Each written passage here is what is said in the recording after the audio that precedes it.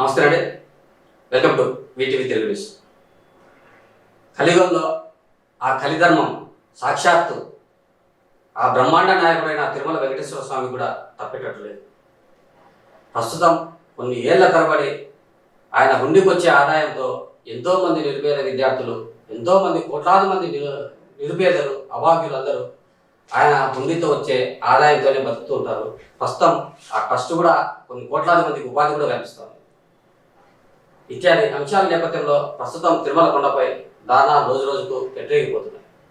ఇటీవల కల్తీ నెయ్యి చూసాము, తర్వాత అన్నప్రసాదాల్లోనూ అదే తంతు చూసాము.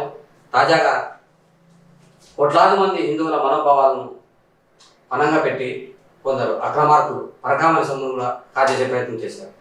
ఈ నేపథ్యంలో కోట్లాది రూపాయల ఆ వెంకటేశ్వర స్వామిని పక్కదారి పట్టించారు.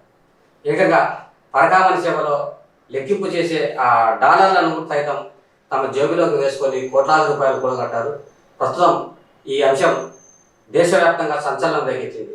ప్రస్తుతం హైకోర్టు జోక్యం చేసుకోవడంతో ఆ కేసు సిబిఐకి అప్పచెప్పడం జరిగింది. ప్రస్తుతం ఈ సంఘటనకు సంబంధించి పలు వాస్తవాలు వెలుగులోకి వచ్చే అవకాశం ఉంది. ఇకపోతే ఎవరు ఆ రవికుమార్? ఆ తిరుమల పరకామణి సేవలో పనిచేసే గుమాస్తా. ఆ గుమాస్తా ఏకంగా కోట్లాది మంది విదేశీ భక్తులు వేసిన డాలర్లను లెక్కించే క్రమంలో అక్కడ ఉన్న డాలర్లను తీసుకొని తన జేబులో ఆ చెక్కపెట్ట సందులోని ఆ జేబులో వేసుకునే క్రమంలో ఆ సీసీ ఫుటేజ్లో వెలుగు చేశాయి. ప్రస్తుతం చూసుకుంటే ఇందుకు సంబంధించి 2023లో ఏప్రిల్ 29న తిరుపతి వన్ టౌన్ పోలీస్ స్టేషన్లో అందుకు సంబంధించిన పరకామణి సేవకు సంబంధించిన ఒక అధికారి సతీష్ కుమార్ ఫిర్యాదు చేశారు.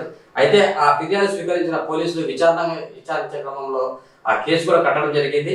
అయితే ఇద్దరి మధ్య రాజీ ఒప్పందం కుదిర్చి 2023 సెప్టెంబర్ 9న లోక్ అదాలత్లో రాజీ చేశారు.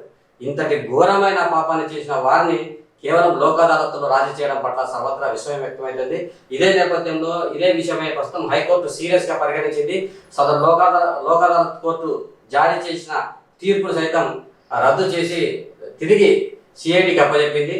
ఖచ్చితంగా ఈ కోట్లాది మంది భక్తుల మనోభావాలు దెబ్బతీసే విధంగా ఉన్న ఈ సంఘటనపై పూర్తి స్థాయిలో దర్యాప్తు చేపట్టాలని చెప్పి హైకోర్టు తీవ్రంగా హెచ్చరించింది. దాని నేపథ్యంలో సిఐడి కూడా సదరు రవికుమార్ కూడా నోటీసులు ఇచ్చింది. ప్రస్తుతం ఆ రవికుమార్ నోట ఏ మాట వస్తాయి, అసలు ఈ వాస్తవంగా జరిగింది ఏంటి, అసలు ఎందుకు రాజీ కుదిర్చారు, ఎవరు రాజీ కుదిర్చారు, మధ్యలో దళారులు ఎవరు, వారి మధ్యలో సయోధ్య కుదిర్చిన పెద్ద మనుషులు ఎవరు, ఇతర అంశాలను కూడా వెలుగులోకి వచ్చే అవకాశం ఉంది. ప్రస్తుతం చూసుకుంటే రవికుమార్ కోట్లాది రూపాయలు కూడబెట్టారన్న ఆరోపణలు కూడా వస్తున్నాయి. రవికుమార్ కూడబెట్టిన సొమ్మును కూడా దాదాపు ఒక 100 కోట్లు కూడబెట్టింటే ఒక 50 కోట్లు తిరుమల తిరుపతి దేవస్థానానికి అప్పచెప్పినట్లుగా ఒక ఒప్పంద పత్రాన్ని డాక్యుమెంట్లను సమర్పించారు. అయితే మిగిలిన 50 కోట్లు కూడా ఎవరి పాలు చేశారు, ఎవరు తీసుకున్నారు, అసలు రవికుమార్కు సతీష్కు మధ్య అధికారికి సతీష్ మధ్య రాజీ ఒప్పందం కుదిర్చింది ఎవరు, ఇతర అంశాలు కూడా ప్రస్తుతం పోలీసులు నిశ్చితంగా గమనిస్తున్నారు. ప్రస్తుతం 3 రోజుల్లో ఆ రవికుమార్కు నోటీసులు ఇచ్చి పూర్వపరాలతో పాటు వాస్తవాలు వెలుగులోకి తేవాలని చెప్పి హైకోర్టు చాలా తీవ్రంగా హెచ్చరించింది. ఇప్పటికే సిఐడి పోలీసు రంగంలోకి దిగింది. అయితే రవికుమార్ విచారణలో రవికుమార్ వెల్లడించే విషయాలపై రాష్ట్ర వ్యాప్తంగా ఉత్కంఠ నెలకొంది. ప్రస్తుతం అప్పట్లో ఉన్న టీటీడీ చైర్మన్ భూమన కరుణాకర్ రెడ్డిపై అన్ని వేళ్లు ఆయన వైపే చూపుతున్నాయి.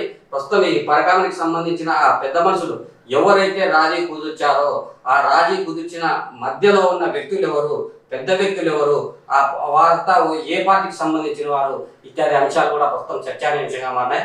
చూద్దాం త్వరలో ఈ కేసుకు సంబంధించి పూర్వపరాలు ఎలా వెల్లడవుతాయో చూద్దాం. కాకపోతే కోట్లాది రూపాయల ఆ తిరుమల బ్రహ్మాండ నాయకుడు వెంకటేశ్వర స్వామి సొమ్మును కాజేయడం పట్ల హిందువులు చాలా ఆవేదన వ్యక్తం చేస్తున్నారు. తాము ఎంతో ప్రీతిపాత్రంగా తమ స్వామికి సమర్పించుకుంటే ఇలా దొంగల పాలు చేయడం ఏంటని చెప్పి కూడా హిందువులు తమ ఆవేదన వెలిబుచ్చుతున్నారు. అయితే ఈ విషయంపై హైకోర్టు చాలా సీరియస్గా పరిగణించింది. కాబట్టి ఖచ్చితంగా ఈ కేసులో వెలుగులోకి వస్తే అసలైన నిందితులు బయటకు వచ్చే అవకాశం ఉంది. అసలు ఆ రవికుమార్ ఎంత సంపాదించాడు, ఈ రాజీ ఒప్పందంలో ఎవరెవరికి ఎంత ఇచ్చాడు, ఆ సంబంధిత అధికారి సతీష్ కూడా ఎంతెంత ఇచ్చాడు, ఇతర అంశాలు కూడా పూర్తి స్థాయిలో నివేదిక తయారు చేయాలని చెప్పి హైకోర్టు సమర్పించింది. ఇప్పటికే రవికుమార్ పట్టుబడిన నాటి నుంచి నేటి వరకు ఏమేమి జరిగినాయన్న అంశాలు కూడా కూలంకుషంగా కూపితో సహా లాగాలని చెప్పి హైకోర్టు స్పష్టంగా ఆదేశాలు జారీ చూద్దాం. మరికొద్ది రోజుల్లో ఈ తిరుమల వెంకటేశ్వర స్వామి పరకామణిలో జరిగిన డొల్లతనం గురించి ఎలాంటి వాస్తవాలు వెలుగులోకి వస్తాయో చూడాలంటే మరికొద్ది రోజులు వేచి చూడాల్సింది. Thank you.